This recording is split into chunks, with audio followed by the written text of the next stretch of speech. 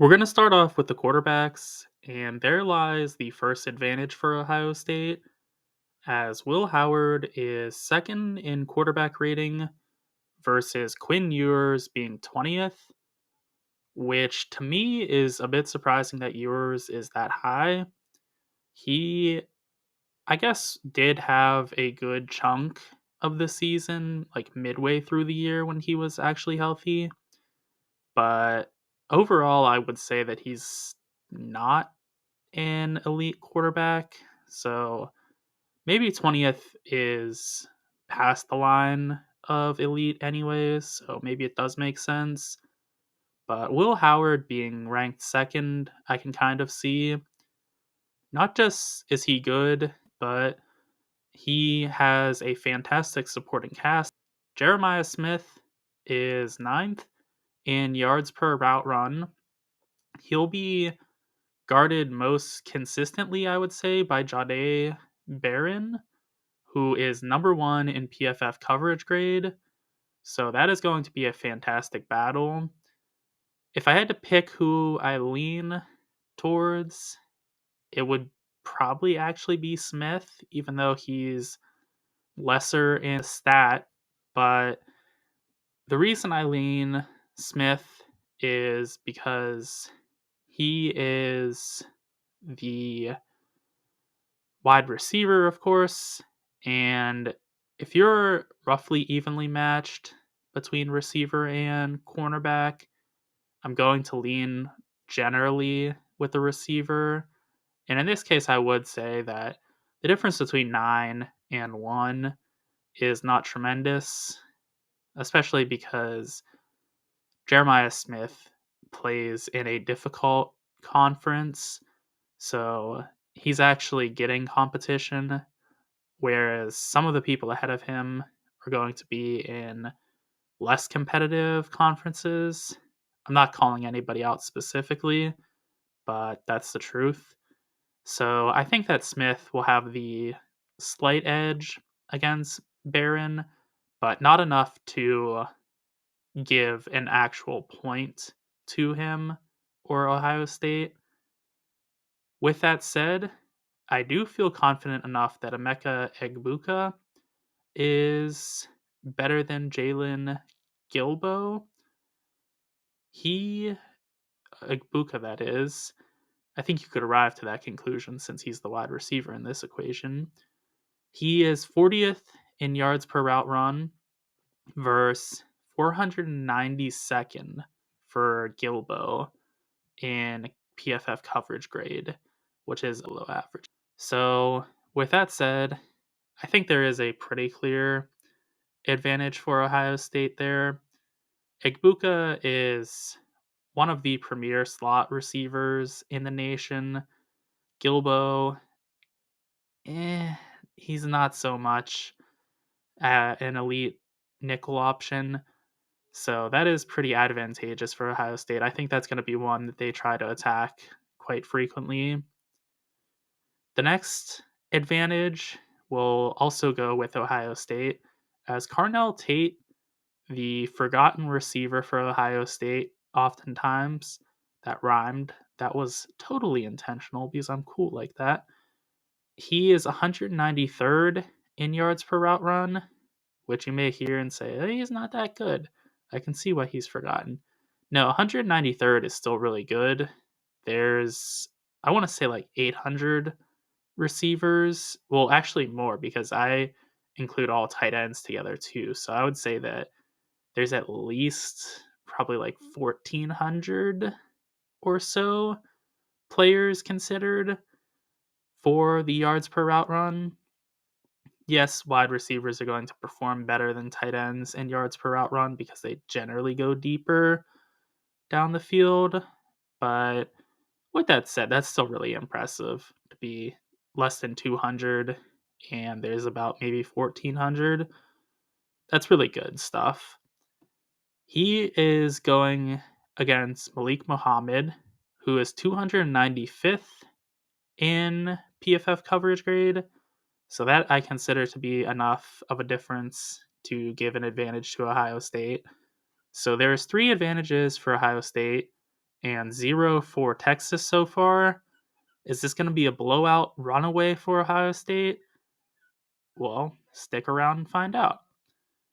Ohio State is 5th in rushing expected points added, and they're going against, or no, they have an elite Travion Henderson.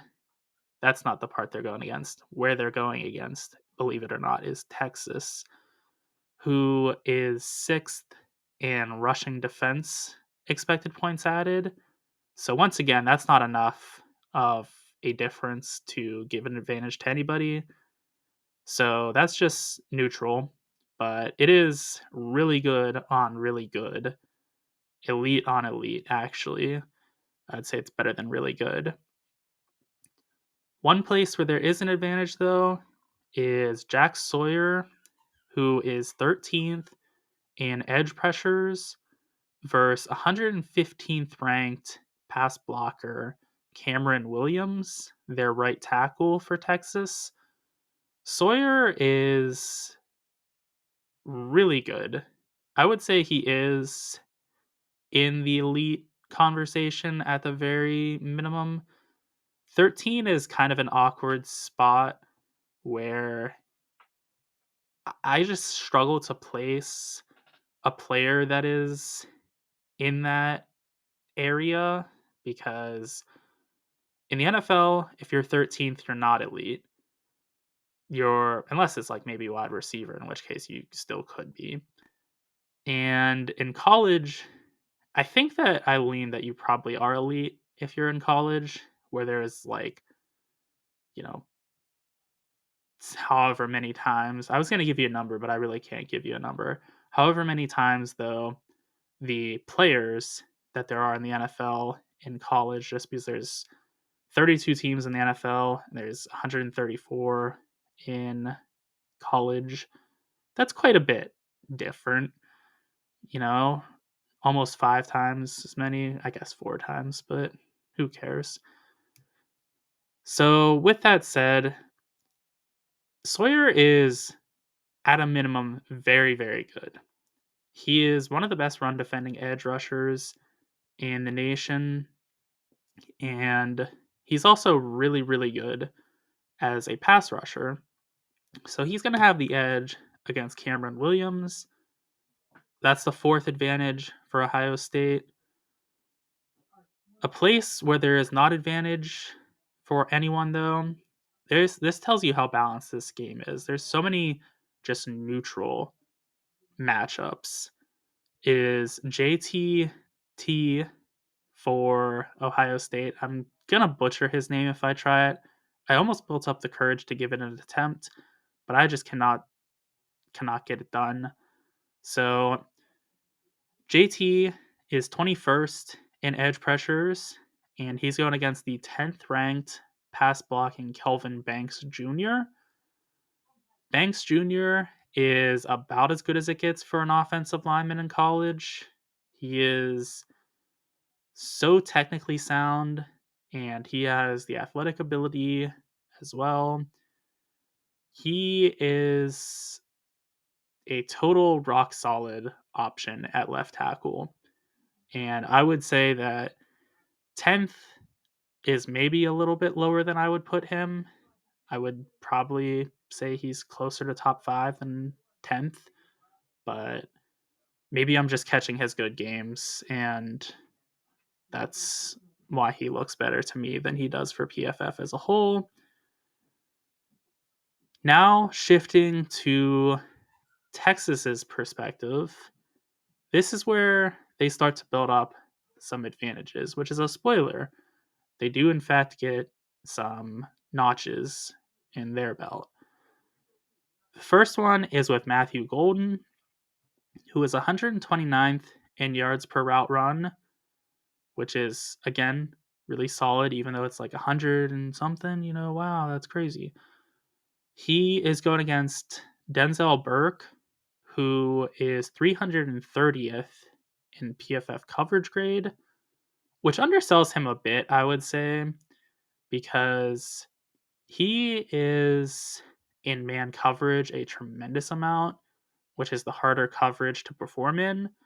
So he's in an unenviable situation where he's just, oftentimes one on one against really good receivers, which will be the case here with Golden. He's really good. Burke, that is, going to be one on one with him a lot. It's going to be a battle of good on good once again. But in this situation, I lean Golden and Texas. That's the first advantage for Texas. Let's see how many more they can rack up. The next matchup is, again, not advantageous for anybody, but is still worth noting. Texas is 9th in rushing expected points added versus 3rd in rushing defensive expected points added for Ohio State. They have Quintrivion Wisner, and he is a quality running back, so that is going to help Texas in their efforts to run the ball. But if I had to give you a selection for who's going to win this matchup, I would side with the stats and say that Ohio State is going to be more advantageous just because they have a rock solid defense, and that extends to the run defense as well. The next advantage is for Texas, where Barron Sorrell is 20th in edge pressures versus Donovan Jackson, who is 329th out of 601 in pass protection for left tackles, or tackles as a whole, I should say. So Sorrell is really going to be able to get after the quarterback, as Jackson is just not up to the task. Jackson is a really good run blocker, so he does have value, but Sorrell is going to make his life very difficult in the pass game. The next advantage also goes to Texas, as Colin Simmons is 29th in pressures. He's an edge rusher. I should have clarified. Sorrell is 20th amongst all players in pressures, but he is an edge rusher. That's what I intended to say. So Simmons is also 29th amongst all players in edge rush or in pressures, but he is an edge rusher. Simmons is going against Josh Fryer, who is 359th out of that 601 tackle pass protection. So Fryer is going to be able to be had as well. He's even worse than Jackson in pass protection. Simmons, granted, is not as good as Sorrell in pass rushing, but he's pretty close. Another thing Texas has going for them that I don't consider an advantage because he's a rotational guy that won't really be on the field at the same time as these players, but Trey Moore is 77th in pressures and is the 3rd rotational edge rusher for Texas. It's hard to say that a guy that's 77th in pressures for everyone is just a rotational guy, but that's what he's slotted in as. So that's a really good rotation for Texas. The 4th and final advantage for Texas is Vernon Broughton, who is 136th in pressures. He's going against Carson Hinsman, who is 281st out of 285 centers. And he's also going against Joshua Padilla, who's a sophomore with less than 50 snaps, so we have no idea what he is. He's looked pretty good, I would say, in pass protection at least. I haven't analyzed him at all in his run blocking just because he had, I think it was like 20 snaps. He at least had like 30 snaps in pass protection, which neither are enough to go off of.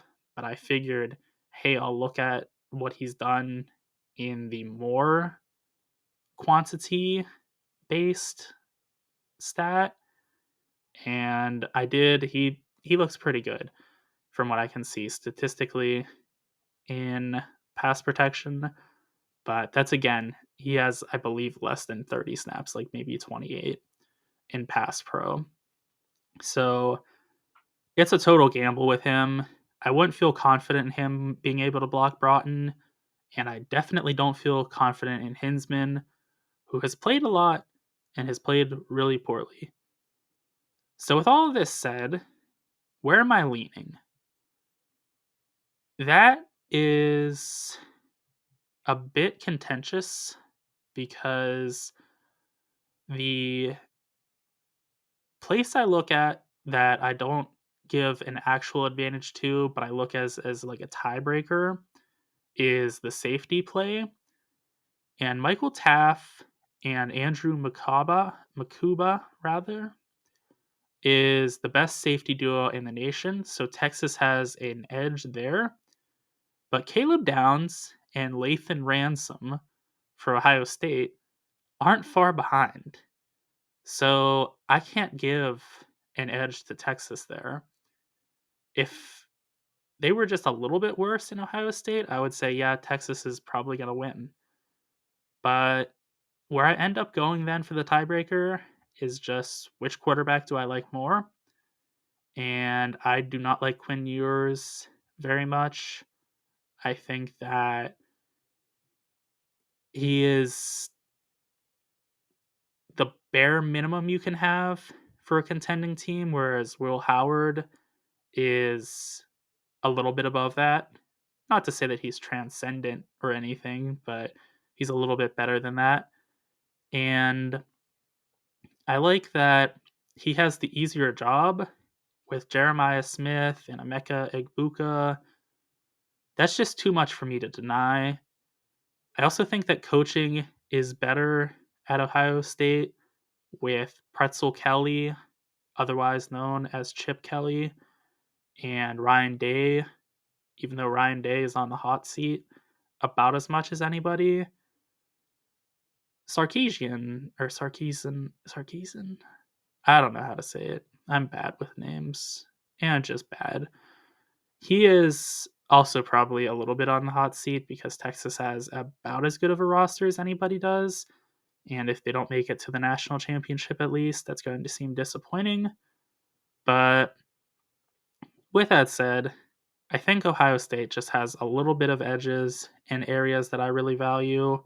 So for those reasons, I'm going to pick them. But I think this game is definitely going to be closer than the spread would suggest.